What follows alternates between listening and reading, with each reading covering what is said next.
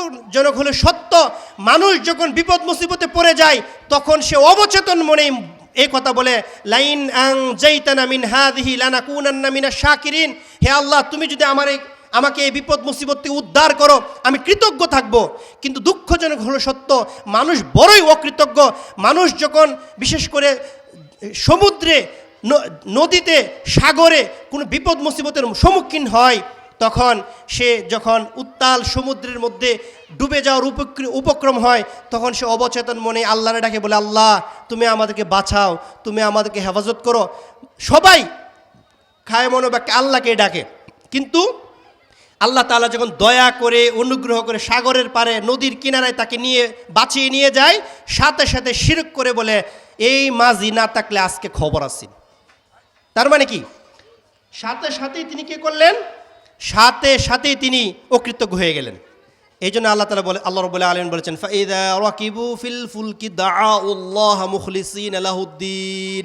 মানুষ যখন সমুদ্রে যাতায়াত করে, সাগরে উত্তাল সমুদ্রে সে চলাচল করে, জাহাজ যখন ডুবে যাওয়ার উপক্রম হয়, তখন সে মুখলিসিন লাহুদ্দিন, খালেসভাবে একনিষ্ঠভাবে আল্লাহকে ডাকে। ফালাম্মা নাজ্জাহুম ইলাল বাররে, আল্লাহ যখন দয়া করে সাগরের কিনারে নিয়ে যায়, ইদা হুম ইশরিকুন, সাথে সাথে শরিক করে বসে। আস্তাগফিরুল্লাহ।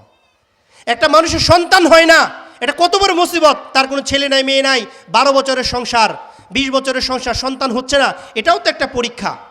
কিন্তু দুঃখজনক হলো সত্য, তারা যখন স্বামী স্ত্রী মিলন করে তখন বলে কি, লাইন আতাইতানা সলিহান লানাকুনান্না মিনাশ শাকিরিন, আল্লাহ তুমি যদি আমাদের সন্তান দেও আমরা তোমার প্রতি কৃতজ্ঞ থাকব। দুঃখজনক হলো সত্য, যখন আল্লাহ তাআলা তাকে সন্তান দেয় তখন অকৃতজ্ঞতার সুরে এই সন্তানের জন্য কি করে, ফেসবুকে পোস্ট দেয়, আমি বাবা হলাম। আপনি কি বাবা হয়েছেন না আল্লাহ আপনাকে দয়া করেছে? আপনি ছেলের নাম রাখছেন গাউসুল আজম। গাউসুল আজম কি ব্যক্তি না আল্লাহ? সর্বোচ্চ সাহায্যকারী কে? আল্লাহ। তাহলে আপনি নাম রাখছেন এমন একটা নাম যে নামটা আল্লাহর সাথে, ইসলামের সাথে, দ্বীনের সাথে যায় না, সেই রকম একটা নাম রাখছেন। আপনি সন্তানকে দ্বীন শিক্ষা দেন নাই, সন্তানকে আদব শিক্ষা দেন নাই, সন্তানকে আপনি সুন্দর নাম রাখেন নাই। তাহলে আপনি সন্তান হওয়ার আগে বলেছিলেন কৃতজ্ঞ থাকবেন, কিন্তু যখন আল্লাহ আপনাকে সন্তান দিলেন তখন আপনি অকৃতজ্ঞ হয়ে গেলেন। আপনি যখন অসুস্থ হলেন আপনি বলেছিলেন আমি অসুস্থ হয়ে গেলে আমি আর কখনো অন্যায় করব না, আমি কখনো জুলুম করব না, আমি পাপ করব না, সকল পাপ থেকে আমি নিজেকে গুটিয়ে আমি ভালো হয়ে যাব। কিন্তু যখন আল্লাহ আপনাকে আমাকে বিপদ থেকে, অসুস্থতা থেকে বাঁচালেন, সুস্থ করলেন, বিপদ থেকে উদ্ধার করে নিয়ামত দিলেন, সাথে সাথে আমরা কি করলাম, অকৃতজ্ঞ হয়ে গেলাম, আমরা আর আল্লাহকে ভুলে গেলাম।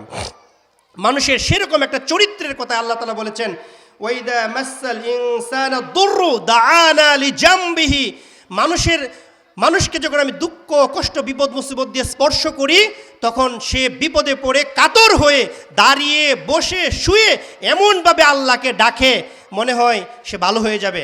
কিন্তু যখন আল্লাহ তাকে দয়া করে, মায়া করে, অনুগ্রহ করে বিপদ থেকে উদ্ধার করে তখন সে মানুষ কি করে, ফালাম্মা কাশাফনা আনহু দুররাহু, যখন আল্লাহ বলেছেন আমি যখন তার উপর থেকে বিপদ, দুঃখ, কষ্ট, ক্ষয়ক্ষতি পুষিয়ে দিয়ে তাকে যখন নিয়ামত দেই তখন মাররা কাআল্লাম ইয়াদউনা ইলা দুররিম মাসসাহু, সে এমনভাবে পৃথিবীতে বিচরণ করে, এমনভাবে লাইফস্টাইল লিড করে, সে এমনভাবে যেই সেই হয়ে যায় মনে হয় বিপদে পড়ে সে আমার ডাকেই নাই।